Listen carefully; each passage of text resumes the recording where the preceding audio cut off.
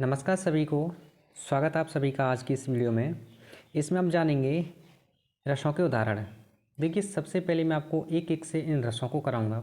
जितने भी रस होती हैं एक एक से इन रसों को डिस्कस कराऊंगा। इन रसों के अंदर कुछ नोट पॉइंट होते हैं, उन्हें डिस्कस कराऊंगा और साथ ही साथ इन रसों के उदाहरण भी कराऊंगा, जिससे कि आपको इन रसों में क्लियर किया जाए और आपका एक या दो या तीन प्रश्न यहाँ से बनते हैं, एक भी प्रश्न गलत ना हो। ठीक है। अगर आप बिगिनर हैं तो इस वीडियो को एक बार कंप्लीट देखना, फोकस के साथ और धैर्य रखकर। ठीक है। खुद पर भरोसा रखकर खुद को बांधे रखना इस क्लास से। ये क्लास आपको बहुत कुछ सिखाने वाली है। तो आइए जानते हैं। सबसे पहले हम जानेंगे श्रृंगार रस के बारे में। ठीक है। तो देखिए, श्रृंगार रस को रसराज या रसपति भी कहा जाता है। ठीक है।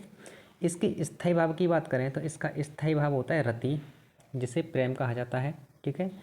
इसके प्रकार होते हैं दो, यानी श्रृंगार रस दो प्रकार का होता है। पहला वियोग श्रृंगार रस,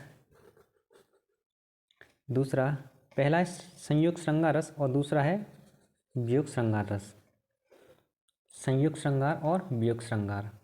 देखो, संयोग श्रृंगार क्या होता है। संयोग श्रृंगार में नायक और नायिका का मिलन की बात की जाती है, प्रकृति के वर्णन की बात की जाती है। लेकिन वियोग रस में बिछड़ने की बात की जाती है। नायक नायिका एक दूसरे से दूर रहते हैं। ठीक है। लॉन्ग डिस्टेंस रिलेशनशिप बोलते हैं जिसे इंग्लिश में। एक नोट पॉइंट यहाँ पर ये आता है, एक बार प्रश्न पूछा गया है कि किस रस को भीभत्स रस का विरोधी कहा जाता है। तो श्रृंगार रस को ही भीभत्स रस का विरोधी कहा जाता है। ओके।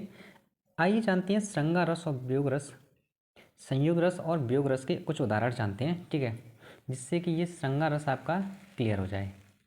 तो देखिए, संयोग श्रृंगार की बात करें तो मिलन होता है नायक और नायिका का। जैसे उदाहरण है इसका, राम को रूप निहारती जानकी।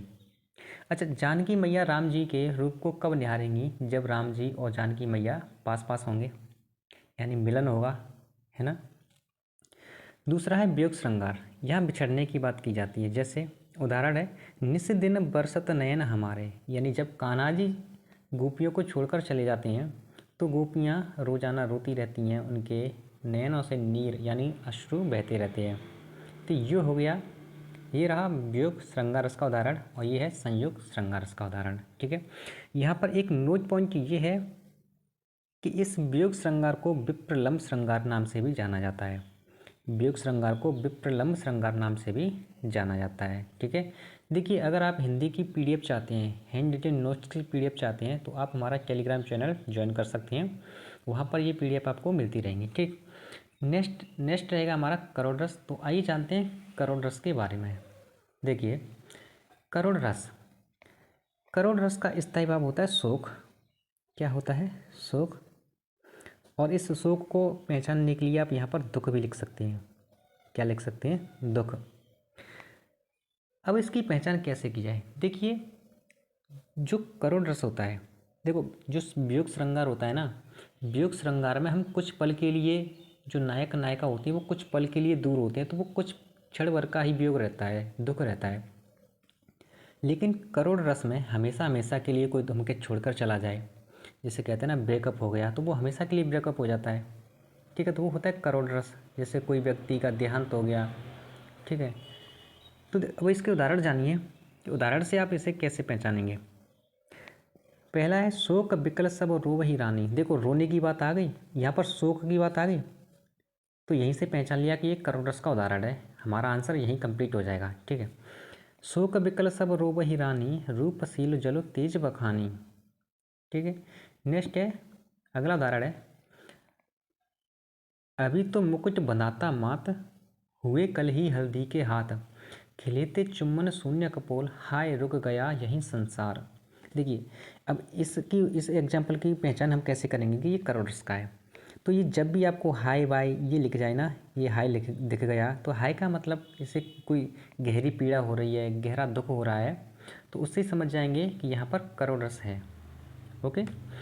अगला है, प्रिय पति वह मेरा प्राण प्यारा कहाँ है, दुख जल निधि डूब रही का सहारा कहाँ है।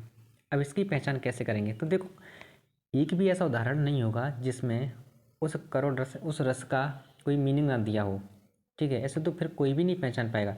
अब यहाँ पर हम इससे पहचानेंगे, ये दुख दे दिया ना, दुख शब्द दे दिया, तभी तो मैंने अभी आपको बताया था कि इस शोक का मतलब यहाँ दुख भी लिख सकते हैं पहचान के लिए, हमें अपनी शॉर्ट ट्रिक डेवलप करनी है, ठीक है। तो आ गया ना समझ में, ये रहा हमारा करुण रस, ठीक। तो मैं चाहता हूँ कि आज की वीडियो में श्रृंगार रस और करुण रस को ही रहने देते हैं, वीडियो ज़्यादा लंबी हो जाती है, आपका फोकस उतना नहीं रह पाता, ठीक है। आगे की वीडियो में हम आगे के रसों को डिस्कस करेंगे, ऐसे ही एकदम शानदार तरीके से शॉर्ट ट्रिक के माध्यम से आपको उदाहरण याद करने की ज़रूरत नहीं पड़ेगी, जैसे मैंने आपको बताया है वैसे ही आपको समझना होगा। ओके, तो चलिए फिर मिलते हैं अगली वीडियो में, धन्यवाद।